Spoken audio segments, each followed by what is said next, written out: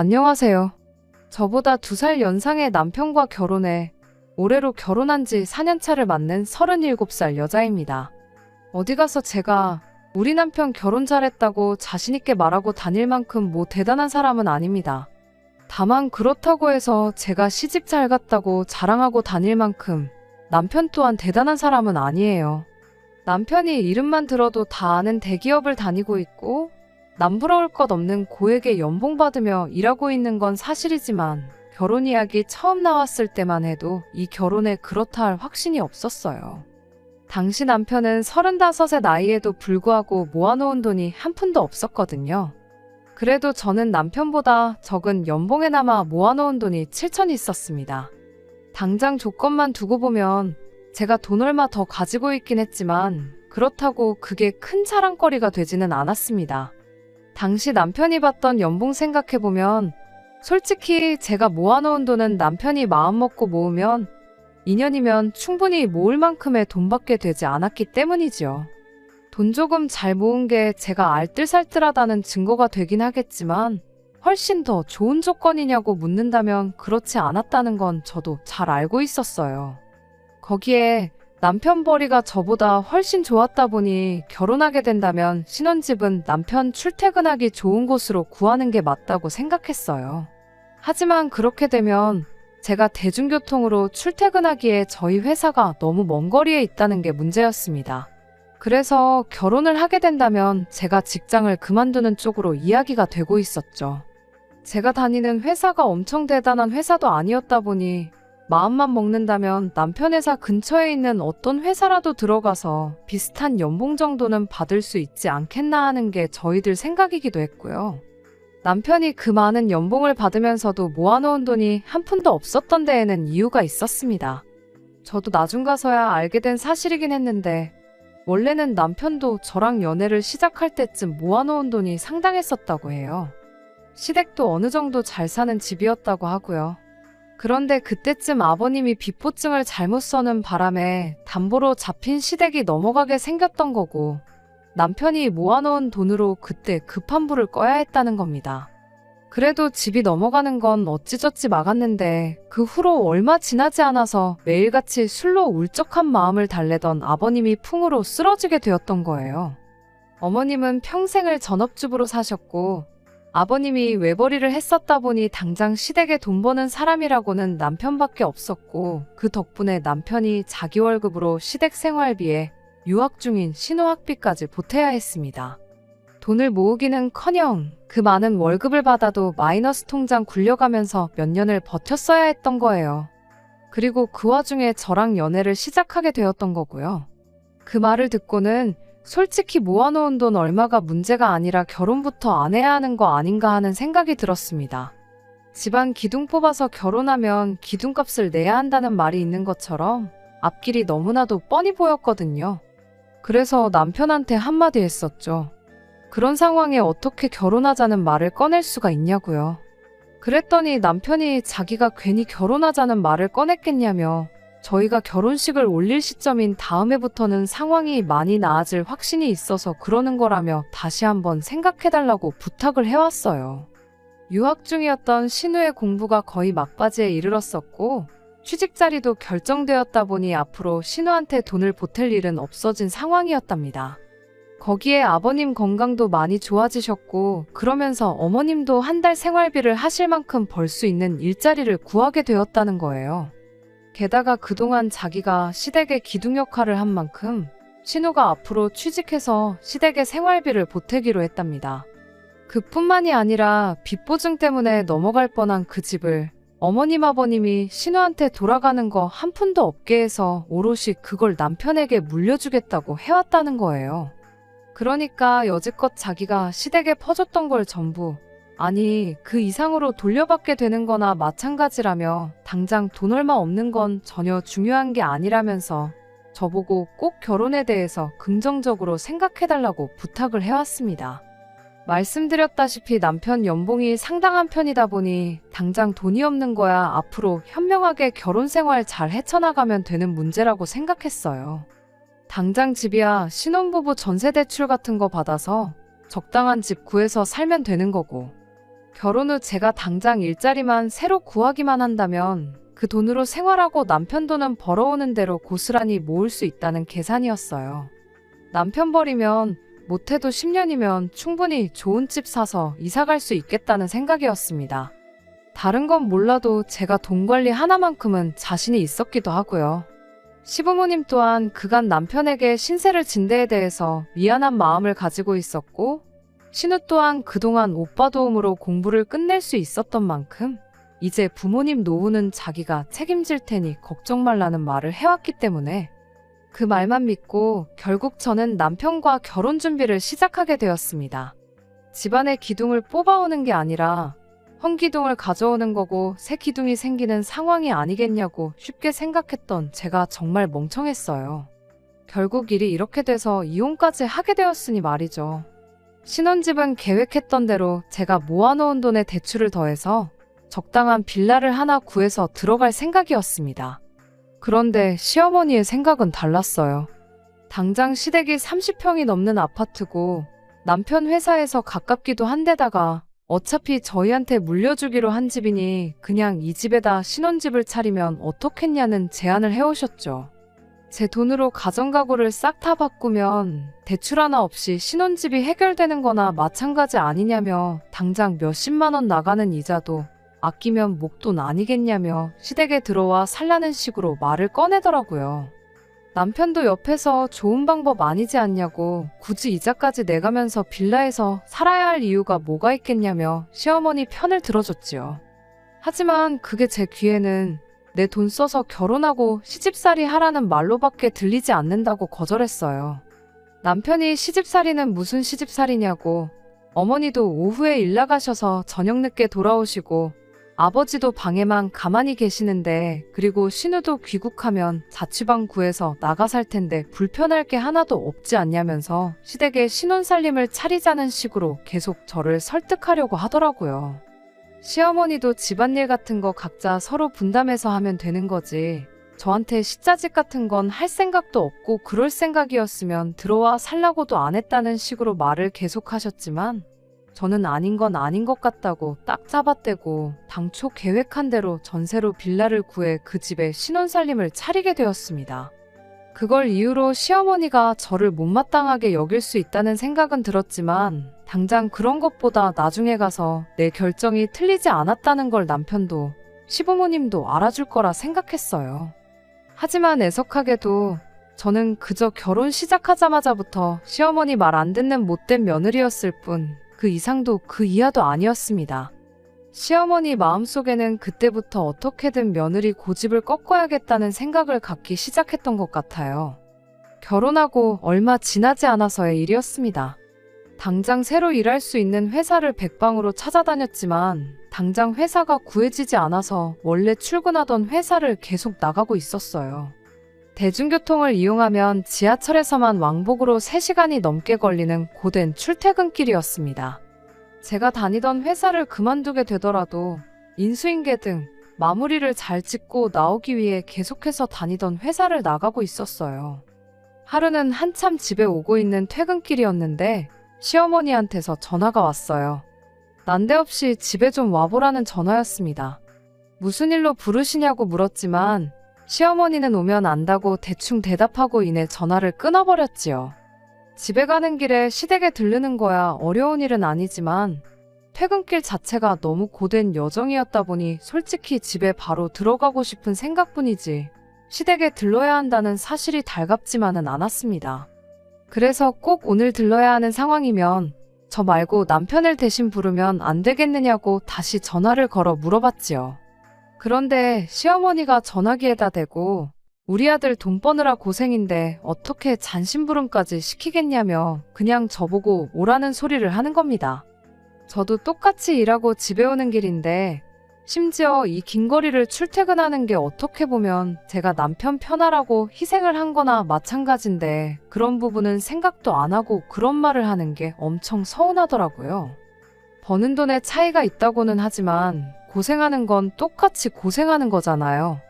돈을 더 번다고 더 고생하는 것도 아니고 덜 번다고 몸이 편한 것도 아닌데 평소였으면 그냥 넘어갔었을 수도 있을 테지만 그때는 피곤한 것도 피곤한 거고 서운한 마음 때문에라도 시어머니한테 저도 일 마치고 집에 오는 퇴근길이라고 돈 벌고 오는 길이라 피곤해서 조금 그렇다고 대답했죠.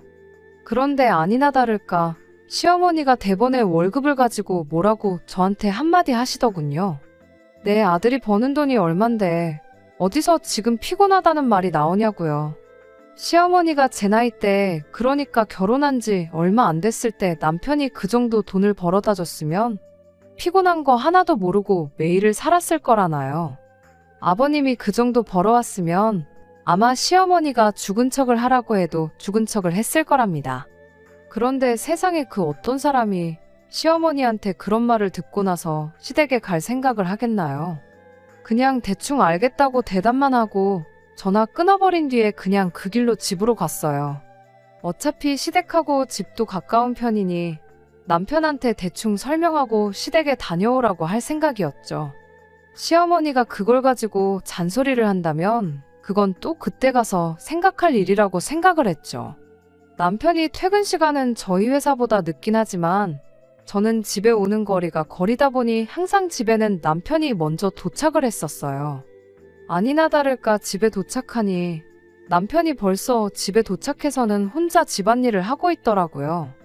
그나마 남편이 출퇴근하느라 고생하는 저를 배려해준다고 집안일 도와주고 있는 모습을 보니 시어머니 때문에 열받은 마음도 조금씩 누그러지기 시작했네요.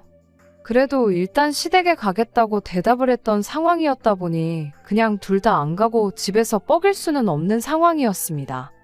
그래서 그냥 퇴근길에 들른 척 내가 다녀올까 아니면 생각했던 대로 남편만 보낼까 고민하고 있었는데 가만 생각해보니 둘이 같이 가면 되는 걸 고민할 것도 없는 문제더라고요. 그래서 남편한테 집에 오는 길에 어머님이 시댁에 좀 들르라는 연락을 했다고 같이 시댁에 좀 다녀오자고 말을 꺼냈어요.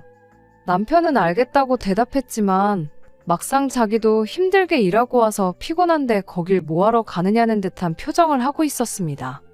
그래도 남편도 저한테 그냥 너 혼자 다녀오면 안 되냐고 묻기가 그랬나 봐요.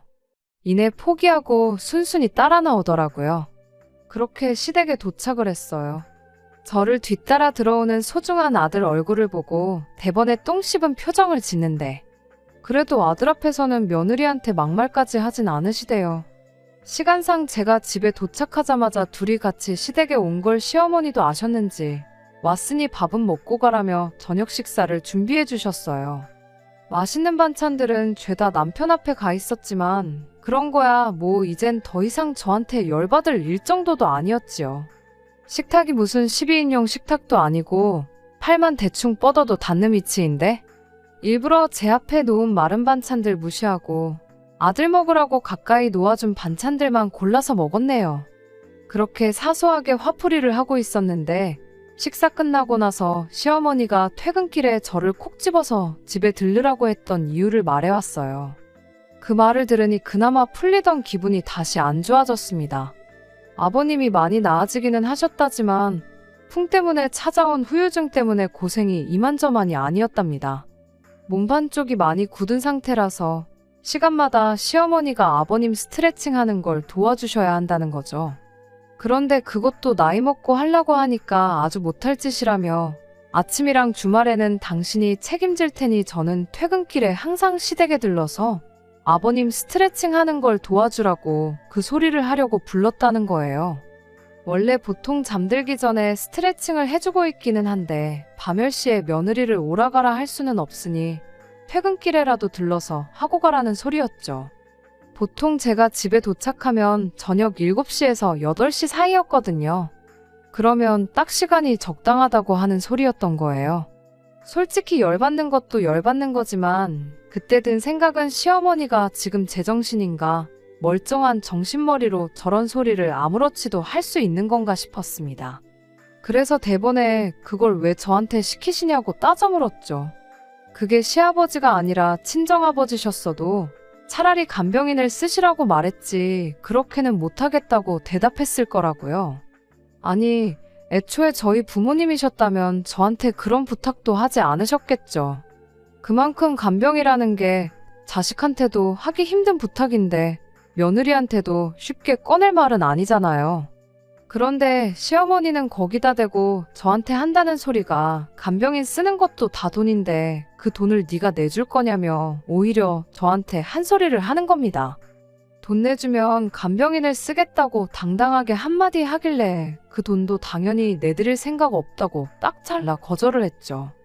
그랬더니 그럼 제 월급으로 당신들 생활비를 보태라시네요. 당신이 버는 돈으로 간병인을 부르면 되겠다면서요. 그거나 다른 걸 몰라서 그런 말을 하는 건가 싶었어요. 한마디로 어이가 없었죠. 그렇게 옥신각신하고 있는데 시어머니가 저한테 또 말 한마디 툭 던지더군요. 네가 밖에서 벌어봐야 얼마나 번다고. 내 아들이 벌어다 주는 돈이 네 월급이다 생각하고 저보고 시아버지 병수발을 들라고요. 내가 뭐 너한테 대단한 거 시키냐고. 하루 종일 시댁 와서 종노릇 하라는 것도 아니고 잠깐 30분도 안 걸리는 스트레칭 한번 도와달라는 건데 그게 뭐가 어려워서 이렇게 비싸게 구냐는 겁니다. 말 맞다나 제가 엄청나게 버는 건 아니지만 그래도 대한민국 평균 정도는 버는데 그걸 포기하면서까지 아버님 병수발을 들어야 할 이유를 모르겠다고. 생활비도 드릴 생각 없고 간병인 비용도 대신 내드릴 생각 없으니 그렇게 아시라고 한마디 말하고 자리에서 일어났어요. 남편이 어영부영 난감해하다가 그래도 저를 따라 자리에서 일어나더군요. 그 난감한 표정이 이 상황이 불편하기만 해서 그런 건지 누구 편을 들어야 할지 몰라서 그러는 건지 싶었지만 그래도 그 와중에 가족들 편 들지 않고 저를 따라 일어나주는 게 한편으론 고맙기까지 했네요. 저희가 자리에서 일어나자마자 시어머니가 한마디를 더 꺼내더군요. 너 이 아파트 갖기 싫으냐고요. 무슨 소리를 하는 건가 했더니 결혼 전 아들 돈으로 넘어갈 뻔한 집 막았던 거 고맙다고 나중에 유산으로 물려주기로 했다는 그 말을 철회하겠다는 소리였습니다. 이 집을 팔아서 노후 자금을 해먹던 간병인을 쓰던 아버님을 요양원을 보내던 니들 손에 땡전 한 푼 안 돌아가게 하겠다며 겁을 주시는데 유산을 무기로 협박을 하면 제가 눈 하나 깜빡할 줄 알았나 봐요. 생각하고 말 것도 없었지요. 요즘 뭐 100세 시대라는데 100년 꼬박 채우시지 않겠지만 못해도 20년, 30년을 집 하나 물려받겠다고 시댁 종노릇 하면서 사는 것보다 그냥 포기하는 게 더 낫지 않겠나요? 재벌이가 별 볼 일 없다 한들 20년, 30년 시댁 종노릇 하면서 살아야 할 그 시간에 돈을 벌어서 모으면 아파트 한 채 못 살 것도 없잖아요. 애초에 남편 아니었으면 당신들 수중에 있을 집도 아니었는데 내준 돈 돌려받는 거나 마찬가지인 걸 가지고 뜻대로 안 풀리니 그걸 주네 안 주네 하고 있는 게 너무 치사하게 느껴졌어요. 그리고 모르긴 몰라도 이런 식으로 저를 부려먹는 게 이게 마지막은 아니겠다 싶었죠. 무슨 일로든 간에 저를 뜻대로 부려먹기 위한 무기처럼 사용하실 게 뻔한데 그냥 이참에 이 집은 관심도 없으니 알아서 하시라고 못을 박는 게 더 낫겠다 싶어서 뜻이 그러시면 그렇게 하시라 한마디 하고 시댁을 뛰쳐나왔습니다. 집에 오는 길 내내 남편은 옆에서 그래도 내가 어떻게 살려놓은 집인데 포기하기는 조금 아깝지 않냐고 궁시렁대기 시작했어요. 남편한테 내가 그 집 하나 때문에 평생 어머님 뜻대로 종노릇하는 꼴을 꼭 보고 싶은 거냐고 한마디 했죠. 그렇게 그 아파트를 포기하는 게 아쉬우면 당신이 퇴근길에 집에 들러서 아버님 병수발해주고 오라고도 덧붙였고요. 정작 제가 그 짧은 시간 병수발하는 거 도와주기만 하면 된다는 식으로 말하던 남편도 그걸 자기가 직접 해야 한다고 생각하니 그건 싫었는지 더는 그 말을 꺼내지 않았어요. 아무튼 그날을 기점으로 시댁하고는 연을 끊을 정도까진 아니지만 그래도 거의 교류가 없이 지내게 되었습니다. 대신 딴소리 안 나오게 저도 제 할 도리만큼은 했어요. 이후로 제가 새 직장을 구하게 되면서 시간적 여유도 많아졌고 운 좋게 벌이도 늘어나서 그냥 남들 하는 만큼은 하자는 생각으로 시댁을 챙겼습니다. 그렇다고 시댁과의 관계가 나아진 건 아니었지만 말이에요. 아무튼 그렇게 나름 열심히 살다 보니 결혼생활 4년이 지난 만큼 새 집을 구해 이사 나갈 정도의 돈이 모이게 되었습니다. 얼마 안 되는 돈이 남아 전세보증금 빼고 대출 조금만 더 받으면 남편 회사 근처로 브랜드 있는 아파트까지 노려볼 만한 상황이 된 거지요. 남편한테 이제 이사 가는 거 생각해보자고 그렇게 대충 말은 던져놨는데 문제는 그 이후 얼마 지나지 않아서 터지게 되었습니다. 웬일로 시어머니가 먼저 저한테 연락을 해왔어요. 4년 만에 처음 시어머니가 먼저 저에게 해온 연락이다 보니 솔직히 안 좋은 예감부터 들기 시작했습니다. 아니나 다를까 대본에 저한테 신우 이야기부터 먼저 꺼내더군요. 신우는 3년 전에 미국에서 인턴 기간까지 마치고 한국에 들어와서 내정돼 있던 직장에 들어가 일을 하고 있는 상황이었어요. 결혼 전에는 국제전화로 오빠한테 그동안 빚진 거 갚으면서 살겠다는 식으로 저한테 말을 했지만 그 말은 쏙 들어가고 오히려 저희랑은 연락도 없이 지내고 있었습니다. 뭐 그렇게 된 데에는 시어머니가 한몫하긴 했겠지만 그래도 그런 식으로 입을 싹 닫아버린 신우가 저한테는 어떻게 보면 참 얄밉기까지 했었죠. 아무튼 시어머니는 그 신우가 조만간 결혼을 하게 될 거란 소식을 저한테 전해왔습니다. 신우 남편 될 사람은 신우가 유학 중에 알고 지냈던 사람인 것 같은데 남편 말에 따르면 다른 건 몰라도 집안이 좀 괜찮은 집안인 것 같더라고요. 그런데 또 신우 결혼 소식을 알게 된 지 얼마 지나지 않아 시어머니가 갑자기 신우 결혼 문제로 좀 보자는 연락을 해왔어요. 다른 건 모르겠고 시어머니가 그날 우리한테 무슨 이야기를 꺼내도 꺼내겠구나 그런 생각부터 들었습니다. 아니나 다를까 시어머니가 대본에 저희를 만나자마자 돈 이야기부터 꺼내왔어요. 신우가 결혼을 하기는 하는 걸로 이야기가 되어 있긴 했는데 그쪽 집안이 형편이 좋은 만큼 이것저것 요구해온 게 많았나 봐요. 그런데 시부모님 형편에 그쪽 집에서 요구하는 걸 맞춰줄 수 있는 게 없었던 거죠. 그러니 저희가 경제적으로 신우를 좀 도와줬으면 싶나 보더라고요. 신우 결혼 이야기 들었을 때 아무리 얄밉더라도 남편 동생인 만큼 그냥 축의금으로 한 400 정도 해줄 생각은 가지고 있었는데 경제적으로 도와줬으면 싶다는 말을 들으니 고작 400만 원 가지고는 택도 없겠구나 싶은 생각이 들었습니다.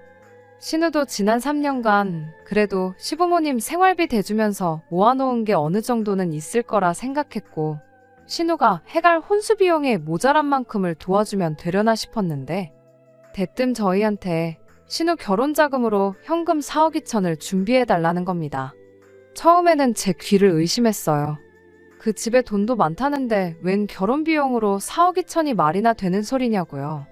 그랬더니 시어머니가 한다는 말이 그 정도는 해가야 나중에 당신들 노후를 책임져 주지 않겠냐는 소리를 하는 겁니다. 그렇게 되면 니들은 당신들 노후에 대한 책임에서 자유로워지는 거니 저희한테도 신우 결혼 비용으로 그만큼 준비해주는 게 이득이라는 거예요. 아니 3억 2천이면 노후 비용이나 마찬가지인데 4억 2천 해주고 신우한테 노후를 보장받겠다는 게 지금 우리 돈으로 노후를 책임져 달라는 소리나 다름없는 거 아니냐고 그게 무슨 말도 안 되는 소리냐고 따졌죠. 그랬더니 니들은 우리 죽으면 지금 살고 있는 집 물려받을 거 아니냐고 또 4년 전에 안 주겠다고 선언한 그 집 이야기를 곧바로 꺼내더라고요. 우리들이 이제 살아봐야 얼마나 더 살겠냐는 말과 함께요. 애초에 시부모님 살고 계신 그 집 또한 사실상 남편 지분이 대부분인 게 분명한 상황에 이젠 또 그 집을 받고 싶으면 4억 2천을 해오라니 어이가 없었죠. 게다가 신우가 당장 귀국하자마자 저희한테 각별하게 잘했던 것도 아니고 저희가 어머님하고 관계가 조금 틀어졌다고 아는 척도 안 하고 얄밉게 굴었는데 뭐가 이쁘다고 4억 2천이나 해주겠나요. 그런 신우한테는 4,200을 해주는 것도 아깝고 상황이 이렇게 되니 당초에 해주려고 했던 400만 원도 아까웠습니다. 그래서 시어머니한테 아무리 생각해도 이건 아닌 것 같으니 못 들은 이야기로 하겠다 딱 잘라 말하고 집에 돌아왔어요. 그래도 이번엔 신우 결혼이 걸려있는 문제다 보니 저번처럼 집을 안 물려주겠다니 어쩌겠다니 소리는 안 하시고 그래도 하나뿐인 신우인데 다시 한번 잘 생각해봐달라는 말만 하고 저희를 곱게 보내주시더군요. 그런데 집에 와서 남편이 꺼낸 말 때문에 저는 결국 이혼을 결심하게 되었습니다. 남편은 시어머니 말을 무조건 거절할 게 아니고 다시 생각해볼 문제라면서 얼토당토하는 이유를 가져다 붙이기 시작했어요. 애초에 우리 전 재산 끌어모아봐야 4억도 안 된다고 빚까지 내서 신우 결혼 자금을 해주자는 거냐고 따졌죠. 그랬더니 남편이 왜 안 되냐고 우리 집 전세보증금도 있지 않냐는 소리를 하더군요. 그럼 뭐 신우 결혼 자금 해주고 우리는 길바닥에서 노숙이라도 하자는 거냐 따졌더니 남편이 방법이 왜 없냐면서 우리는 이대로 시댁으로 들어가 살면 되는 거 아니겠냐는 겁니다. 그리고 오히려 그 편이 장기적으로 보면 더 이득이라는 소리를 하대요. 나중에 부모님 돌아가시고 나면 유산 문제로 신우가 유류분 청구 같은 걸 해올 수도 있지 않냐고요. 그런데 그 전에 우리가 결혼 자금도 해주고 시부모님까지 모시고 살면 신우가 우리한테 찍소리도 못할 거랍니다. 남편의 말도 안 되는 소리를 듣고 있자니 어이가 없었어요. 그런데 문득 4억 2천이라는 애매한 액수가 왠지 익숙하게 느껴지기 시작하더라고요. 그때 깨달았죠. 저희가 지난 4년 결혼 생활하면서 모아놓은 돈에 전세보증금으로 묶여있는 돈을 합치면 딱 그 액수가 나온다는 걸 말이죠. 남편한테 이사 나갈 준비하라고 한마디 던졌을 때 남편이 시어머니한테 우리 돈 이만큼 모아놨다는 사실을 말했구나 싶었죠. 그러지 않고서야 4억 2천을 내놓으라는 소리가 나올 리가 없으니까요. 그 생각이 들자마자 남편한테 당신 어머님한테 우리 돈 얼마나 모았는지 말해줬느냐고 물으니 남편이 흠칫하더니 아무 말 못하더군요. 4년 생고생하면서 열심히 모아놨더니 그 돈은 신우한테 전부 내주고 우리는 우리대로 시댁에 들어가서 시부모님 모시고 살 계획을 저도 모르게 시어머니와 둘이서 짜고 있을 줄은 생각도 못했어요. 집안의 기둥노릇 다 끝났다더니 지난 결혼생활 4년 동안 그 삶이 그리웠는가 보다고. 그렇게 기둥노릇 하고 싶으면 이혼해 줄 테니 동생 결혼 비용도 내주고 시부모님도 모시고 살고 네 하고 싶은 대로 다 하라고 한마디 해주고 그날부로 이혼 수속을 시작했습니다. 좁아터진 빌라에서 애까지 키우며 살 자신이 없어서 지난 4년간 돈 모으는 데만 열중했는데 이렇게 되고 나니 애 없이 지낸 게 오히려 저한테는 득이 되었네요. 벌이 차이가 있긴 했지만 전세보증금도 전부 제 돈이었고 그간 제가 결혼 생활하면서 재산 증식에 기여한 바를 인정받아 재산 분할도 35%를 받아올 수 있었습니다. 거기에 전 재산을 퍼주자느니 시부모님을 모시고 살자느니 했던 게 이혼의 귀책 사유가 되어서 2천만 원이나마 위자료로 더 받아올 수 있었네요. 이혼하고 나서 남편은 그렇게 오매불망하던 부모님 집에 들어가 살게 되긴 했는데 정작 동생 결혼 자금은 안 보태줬나 보더라고요. 돈이 모자라서 안 해준 건지 막상 이혼까지 당한 마당에 그 돈까지 동생한테 다 퍼주기 싫어서 그런 건지는 저도 모르겠습니다. 다만 확실한 건 이젠 부모님 노후까지 남편이 책임지게 되었다는 사실이죠. 그렇게 원하던 집안 기둥노릇에 부모님 노후까지 책임지게 되었으니 남편 입장에선 참 행복하겠어요. 진작에 이혼해서 그렇게 하게 해줄 걸 뭐하러 4년이나 더 버텼나 싶습니다. 요즘 이혼한 게 뭐 흠이나 되냐고들 하지만 사실 이혼 당사자인 제 입장에서는 37 나이로 부담스러운 꼬리표이긴 합니다. 어디 가서 자랑할 만한 건덕지도 못 되고요. 그래도 이렇게 새 출발을 할 수 있게 된 부분에 대해서는 천만다행으로 여기고 살려고요. 괜한 욕심부리다가 저 같은 좋은 아내이자 좋은 며느리를 놓치게 된 집구석에게 해줄 수 있는 최선의 복수는 이혼하기 전에 저보다 지금의 제가, 미래의 제가 더 행복하게 지내는 방법 말고는 없잖아요? 꼭 보란듯이 행복하게 지내면서 이 선택을 평생 후회하고 살게 만들어주고 싶은 생각뿐입니다. 끝까지 들어주셔서 감사합니다. 오늘의 사연은 여기까지입니다. 구독과 좋아요, 알람 설정 부탁드리고 더 좋은 사연으로 다시 찾아뵙겠습니다. 감사합니다.